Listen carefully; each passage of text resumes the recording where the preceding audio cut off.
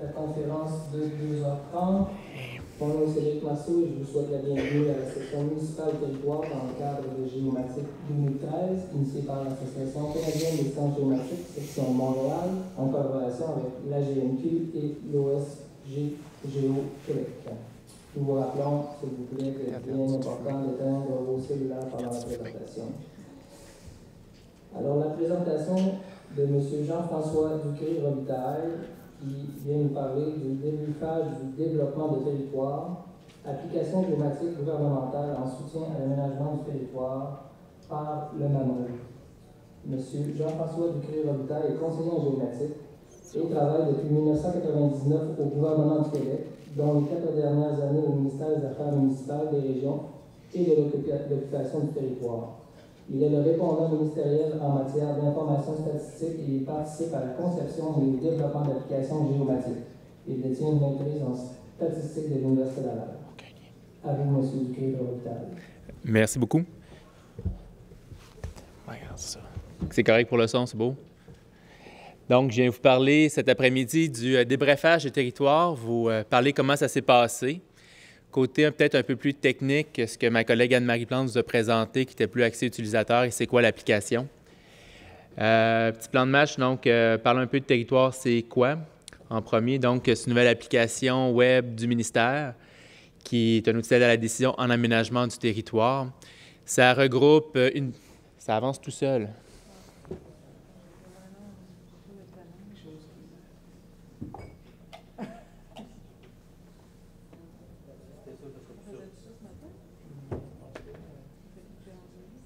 Non? Ouais. On va partir de là. Donc, on a à la fois dans l'application territoire une bibliothèque virtuelle, un navigateur cartographique. Donc, ça va remplacer SIGATEX, SIGATGEO qu'on avait auparavant. Puis c'est principalement, actuellement du moins, pour les intervenants de la loi sur l'aménagement et l'urbanisme, que Anne-Marie vous a mentionné les principales organisations. Avant territoire, on avait 2 applications qui étaient indépendantes, dont l'évolution, l'entretien, c'était assez compliqué. Il fallait faire toujours affaire avec des firmes externes pour tout faire bouger. Des plus vieilles technologies aussi, dont le support était difficile à obtenir. Puis on avait un processus interne qui alimente toute la bibliothèque, qui était rendu très vulnérable. À peu près une seule personne était capable de l'utiliser. Donc, en mars 2012, il y a des autorités au ministère qui nous ont demandé, la direction où je suis, est-ce qu'on est capable de remplacer SIGATEX, SIGATGEO, puis en même temps de revoir toute la chaîne de production qui est en amont, donc qui s'occupe des documents d'aménagement. On trouve que c'est une commande qui est assez grande pour une équipe avec peu de personnes, donc on demande des précisions. Puis on nous dit, vous allez vous concentrer sur les besoins essentiels des utilisateurs, presque exclusivement là-dessus. Ça veut dire quoi? Il faut que les gens aient accès aux documents le plus vite possible. Des délais légaux à respecter. On veut donner le plus de temps à nos partenaires pour préparer leurs avis. Donc, fournir ça le plus vite possible. Puis aussi, avoir l'information contextuelle autour de tout ça pour aider à une meilleure prise de décision. Donc, on a des besoins de très haut niveau. On dit que ça cerne quand même le projet. Donc, pour l'instant, c'est pas pire. Puis après, ils disent, bien là, pour faire ça, vous allez vous appuyer sur l'équipe de géomatique. Faire le développement, l'entretien, piloter, soutenir. Donc, le avant l'application, le pendant la programmation, le développement. Puis le après aussi, c'est vous autres qui allez vous en occuper. Puis là, nous autres, c'est entre autres une chargée de projet pilote qui est ici. On a un aménagiste, une responsable cartographie. On a 4 multidisciplinaires, architectes, analystes, programmeurs. Puis on a des collègues aussi si on a besoin de réconfort. C'est ça? Nadine, c'est ça? OK. Fait que finalement, on dit oui. On va aller de l'avant, on plonge.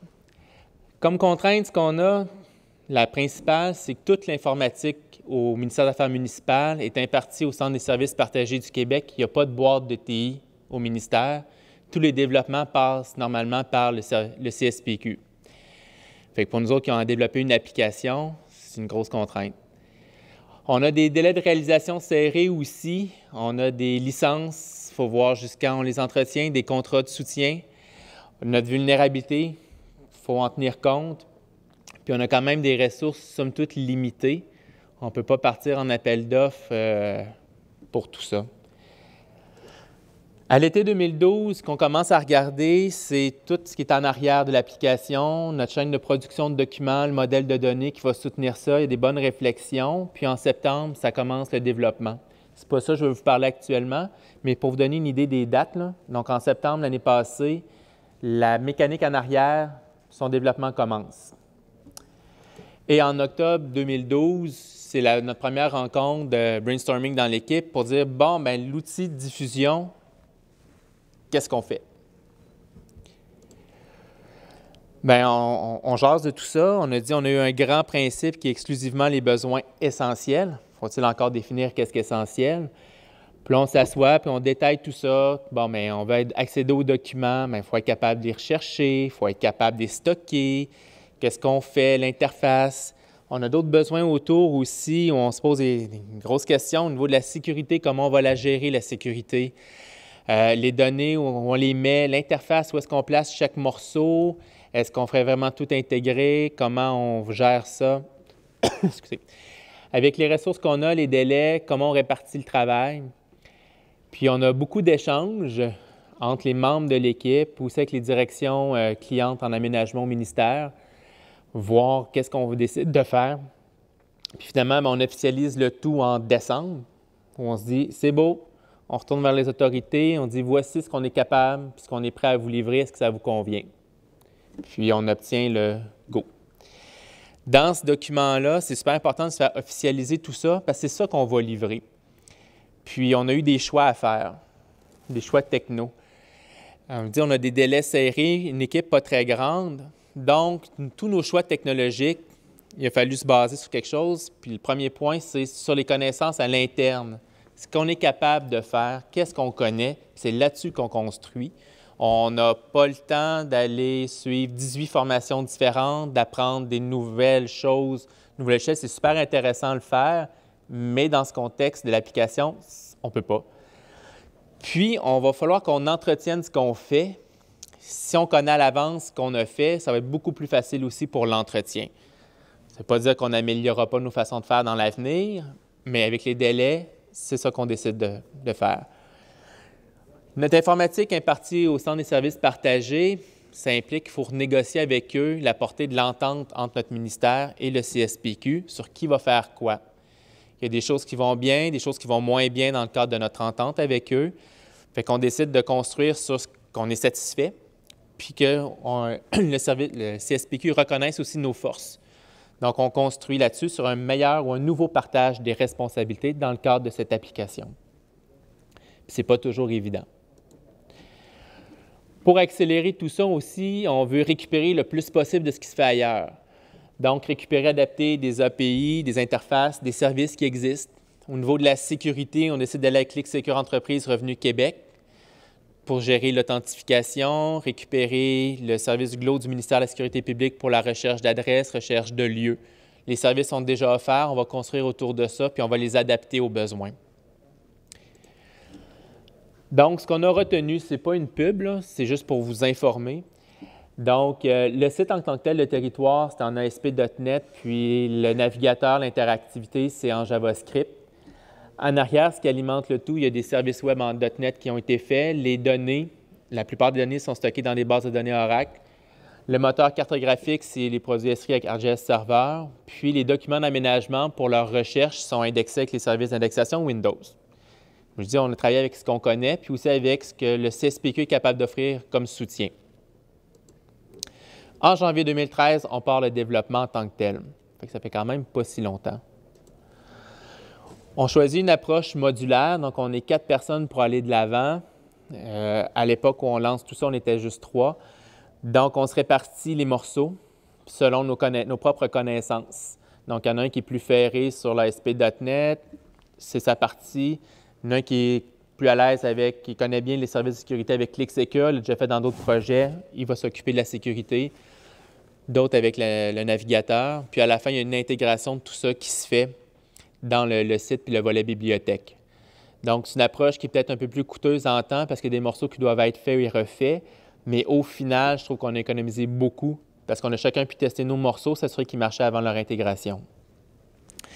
Quand on récupère des morceaux d'ailleurs, c'est super intéressant parce que ça accélère le développement énormément Par contre, là, je parle de localisation. Les morceaux qu'on récupère sont bien souvent en anglais. Donc, c'est une communauté web, on va chercher ça, tout est en anglais. C'est peut-être pas un obstacle pour certains, mais lorsque les API retournent des résultats, c'est toujours en anglais, c'est formaté en anglais, puis nous, on a l'image du ministère je ne sais pas, à préserver, mais il faut en tenir compte. Donc, il faut comme remettre des efforts pour tous les textes, les remettre en français, s'assurer qu'on a une virgule au lieu d'un point. Tout ce qui peut sembler banal ou qu'on pourrait oublier, mais avec notre direction des communications, c'était des éléments essentiels à ne pas oublier. Tester la compatibilité avec les majorités de furteurs. Quand on a démarré ça en janvier, on était encore avec IE7 au ministère. Puis, on a migré tranquillement vers IE8. Fait que c'est ça qu'on a comme plateforme pour tester. Puis, je dirais que c'est peut-être pas moderne comme furteur. On est d'accord avec ça. Mais on s'est quand même mis en place d'autres environnements pour tester avec des furteurs plus récents. Mais ça, il a fallu nous-mêmes le mettre en place. C'était pas dans notre entente avec le CSPQ. Donc, il y a des efforts à mettre là-dedans aussi. Puis quand on récupère, bien, ça peut arriver qu'il y a des bugs ou qu'on décide d'améliorer le code ou de l'adapter dans notre situation. Puis ça, le problème que ça peut avoir, c'est lorsque tout ça évolue, qu'est-ce qu'on décide de faire lorsque les API évoluent par rapport à celles qu'on a choisies? Petit exemple, encore avec les produits SRI, la version 10 du serveur avec un API 2.7 en mars 2012, ça sort. En juin, ils sont rendus avec 10.1 puis 3 comme API. Nous, quand on parle de développement, c'est encore 10.1 pour serveur, 3.3 l'API. Puis c'est vraiment sur lequel on a construit, puis il y a eu des modifications qu'il a fallu faire. Puis là, lorsqu'on a eu notre première livraison, on est rendu à 3 versions plus loin d'API, une nouvelle version du serveur.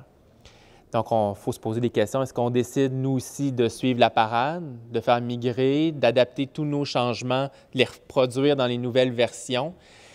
Je dirais qu'il va falloir analyser tout ça puis voir qu'est-ce qu'on décide de faire. Donc, quand on prend des morceaux d'ailleurs, souvent on se fige dans le temps, puis on verra plus tard qu'est-ce qu'on fait. Au niveau de la sécurité, je disais, on avait choisi ClickSecure Entreprise. Ce que ça a permis de faire, c'est d'intégrer notre application dans le portail qu'on a au ministère, vers le portail gouvernemental des affaires municipales et régionales. Donc, notre clientèle est habituée de passer par ce portail-là pour accéder à nos applications. Un avantage, c'est qu'on a une gestion décentralisée des accès, c'est-à-dire que c'est les organisations qui gèrent qui a accès à notre application. Puis nous, ce qu'on gère de notre côté, c'est des privilèges qu'on donne à certaines organisations. Donc, on n'a pas de liste d'usagers, mais on a des listes d'organisations. Puis au niveau des services cartographiques et web, c'est avec les fonctionnalités d'ArcGIS Server, des jetons, qu'on sécurise le tout. Il a fallu faire des tests d'intrusion. C'était exigé par le Centre des services partagés, mais nos propres autorités nous l'ont demandé aussi. Le CSPQ nous a fourni un environnement pour diffuser l'application, mais c'était une première dans le format qu'ils nous l'ont fait. Donc, il y a eu des tests autant pour l'application que pour ce qu'ils nous ont fourni. Il y a des vulnérabilités qui ont été identifiées à peu près 1 mois avant qu'on livre, mais on a été en mesure de les corriger. Puis, c'est un exercice que je recommande, même si c'est stressant qu'on décide de lancer ça. On ne sait jamais ce qui va nous ressortir, puis, mais c'est pertinent. Performance. Donc là, je vous parle surtout de la partie navigateur.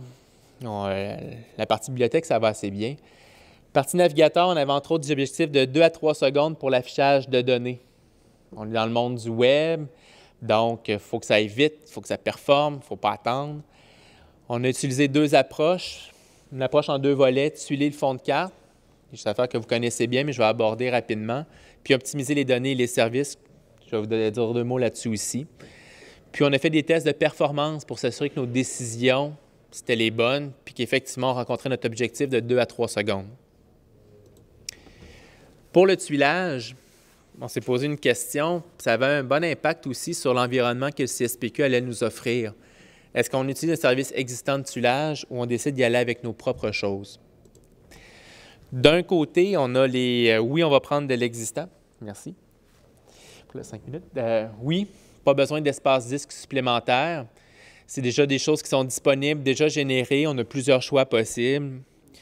Ça penchait beaucoup vers le oui, sauf que l'utilisation, c'est payant dans la plupart des cas parce que nous, on a un extranet et non Internet. Vu qu'on protège notre site avec plusieurs compagnies, il faut payer pour avoir accès à leur fonds de carte. Aussi, les limites administratives pour le Québec, ce n'est pas tout le temps celles qui sont officielles pour le gouvernement du Québec. Je pense entre autres à la limite pour le Labrador, Terre-Neuve. L'échelle aussi à laquelle la donnée est disponible, nous, on descend jusqu'à 1 dans 1128 pour l'utilisation avec les données du cadastre. Ce n'est pas toujours disponible pour tous les fournisseurs. Puis, on a nos données d'aménagement qu'on veut diffuser, données différentes aux sources. Fait qu'on veut s'assurer d'un rendu visuel qui tient la route, puis qu'on est capable de bien voir notre information. Puis, ce n'est pas tous les services de fonds de carte qui le permettent. Donc, vous comprendrez qu'on a décidé de faire nous-mêmes notre fonds de carte, qui peut ressembler à ça, des tons assez neutres, pour que lorsqu'on affiche de la donnée par-dessus, on voit bien ce qu'on montre. Puis je dirais que faire ça, c'est un excellent exercice de réflexion. Disons que c'est plus compliqué de dire est-ce qu'on prend Google ou OpenStreetMap. Il faut se poser des questions sur qu'est-ce qu'on met dans le service, comment on le présente. Dans le cadre de notre application, ça fixe la projection, ça fixe les échelles aussi. On a opté pour un schéma courant. Ça paraît banal, mais c'était une bonne discussion. Qu'est-ce qu'on choisit comme échelle pour le tuilage? Aussi, cibler ce qu'on veut tuiler, puis à quelle échelle on veut le faire. Donc, nous, on a ciblé quand on est dans 1000, à peu près autour du réseau routier cadastre. Il faut tenir compte de l'espace sur le disque. C'est des centaines et des centaines de gigas, fait qu'il faut avoir de l'espace. Puis le temps de création. Notre fond de carte au niveau 1 dans 1128, on est rendu à 20 ou 25 jours de temps machine pour rouler. Ce n'est pas une grosse machine, mais c'est long. Puis pensez à toute notre stratégie de mise à jour. On a plus de 100 millions de tuiles à mettre à jour. Fait qu'il faut voir qu'est-ce qu'on fait, surtout avec les capacités machines qu'on a chez nous. Test de performance, on s'est basé en gros sur les journaux d'utilisation de SIGATEX, SIGAD-GEO, vu qu'on les remplace pour avoir une idée de notre volume. On a fait des tests structurés, minutés. D'un côté, le navigateur a été testé tout seul, la bibliothèque toute seule, puis intégré pour avoir une bonne idée avec 7 à 12 utilisateurs qui l'utilisent de manière intensive. Donc, ils naviguent, la carte les déplace, font des recherches. Dès qu'ils ont les résultats, on recommence. Donc, c'est un usage assez intensif pour voir ce que ça donne. Pour la bibliothèque, la recherche est assez exigeant au niveau BD, mais aussi au niveau reconstruction de toutes nos requêtes pour fournir aux clients. Mais le délai est assez raisonnable. On n'a pas de crainte à ce niveau-là. Par contre, le navigateur, là, ça ne marche pas. La navigation est saccadée, puis il y en a même qui ont eu des problèmes avec le furteur. Une fois la navigation terminée, le furteur était sur le bord de planter. C'est pas bon parce que ces tests-là ont été faits 1 mois avant la livraison. Fait que là, on se demande qu'est-ce qu'on fait? Est-ce qu'on retarde encore la livraison? Bien, finalement, on a décidé d'ajuster les services cartographiques. Les tuiles, il y a des possibilités de générer ça sur la demande. Donc, quand la première personne va dans un secteur que les tuiles ne sont pas faites, le serveur les génère. Mais on s'est rendu compte que c'était une charge trop grande pour nos machines.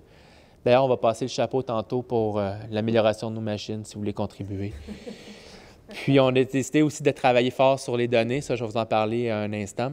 Puis, on recommence les tests de performance. Puis, finalement, bien, on s'est rendu à des résultats assez intéressants. Puis que oui, on livre, puis on va de l'avant. Puis, il a fallu effectivement adapter nos procédures de pilotage pour tenir compte de tout ça. L'exemple concret pour l'optimisation de données, c'est notre portrait provincial en aménagement du territoire, les affectations du territoire. C'est une donnée qu'on produit à partir des cartes transmises par les MRC, à peu près aux 20 000, dans une projection géographique. Lundi, il y avait déjà juste 23 000 polygones avec 10 millions de vertex, 676 thèmes régionaux. Donc, c'est vraiment la nomenclature utilisée par les MRC lorsqu'ils nous envoient l'information. Puis, à l'échelle du 4 millions, c'est 40 secondes à l'écran. C'est une éternité pour le web. Je ne dirais pas intolérable, mais ça ne marche pas. Puis la donnée est mise à jour à chaque jour. Donc, qu'est-ce qu'on a décidé de faire? On a fait des produits dérivés. Donc, on projette déjà la donnée dans la projection utilisée par l'application. On a déjà un gain là. Après, il y a une classification qui est faite au niveau provincial pour harmoniser les 676 thèmes régionaux en 10 classes seulement. Donc, on dissout là-dessus. Puis, pour l'échelle du 4 millions, on décide que les petits polygones, on les enlève, puis on simplifie la géométrie. Fait que ce qu'on obtient au bout du compte, c'est un service qui est vraiment optimisé avec une gestion de l'affichage selon l'échelle. Donc, selon où on affiche la donnée de la MRC, on affiche une donnée provinciale ou une provinciale simplifiée. Puis, finalement, au lieu des 40 secondes, c'est sûr qu'on a toujours moins d'1 seconde de temps de rendu à toutes les échelles. Donc, notre objectif de 2 à 3, pas mal rempli là-dessus. Puis ça, c'est au coût de 5 à 10 minutes de traitement à chaque soir lors du transfert des données de notre environnement interne au ministère vers l'environnement de production. Courte conclusion. Peut-être ce qu'on retient de l'expérience de développement, c'est qu'il faut être en mesure d'échanger avec nos utilisateurs puis rester ouvert, ne pas dire systématiquement non, on ne peut pas, les outils ne le permettent pas, je suis désolé, ça ne se fait pas. Il faut quand même prendre du recul puis réanalyser notre approche. Puis ça, il y a eu beaucoup d'échanges, beaucoup de non, puis qui ont finalement été des oui. Fait que c'est super important cet aspect-là. Moi, je n'utiliserai pas l'application. J'ai participé au développement, mais ce n'est pas pour moi. Fait que, oui, c'est ma conclusion. Donc, c'est important. Puis prévoir aussi du temps pour tout ce qui entoure le codage et fonctionnalités. On prévoit, faire telle fonctionnalité, c'est 2 jours de travail. Sauf que, as-tu prévu le faire dans l'interface? As-tu fait ta documentation? Oui, mais là, ça ne marche pas, l'utilisateur, ce n'est pas ça qu'il voulait. Fait que finalement, c'est plus 2 jours, c'est 2 semaines pour quelque chose de relativement simple. Il y a du temps à mettre là-dedans, puis souvent on passe à côté, puis c'est super important. C'est ma conclusion. Avez-vous des questions? Venez nous voir au kiosque. Moi, j'ai une question. Oui. En fait, avez-vous des statistiques mensuelles, annuelles sur le nombre de personnes, de téléchargements qu'il y a sur votre application? Oui. C'est pas moi qui est le maître des journaux de transactions. Par contre, je suis venu nous voir au kiosque. Okay. Puis on va être en mesure de dire ce qui était avant pour SIGATEX, SIGAD-GEO. Mais depuis le lancement de Territoire, il n'a pas été ouvert, il n'a pas été publicisé tant que ça auprès de la clientèle municipale. Mais on est déjà à 50 utilisateurs à chaque jour distincts qui viennent consulter Territoire, autant la bibliothèque là, que le navigateur, surtout la bibliothèque. Là. Mais là, on part tranquillement. Fait que oui, ça peut être une centaine par jour. Puis le téléchargement, c'est à venir. Merci beaucoup. Merci.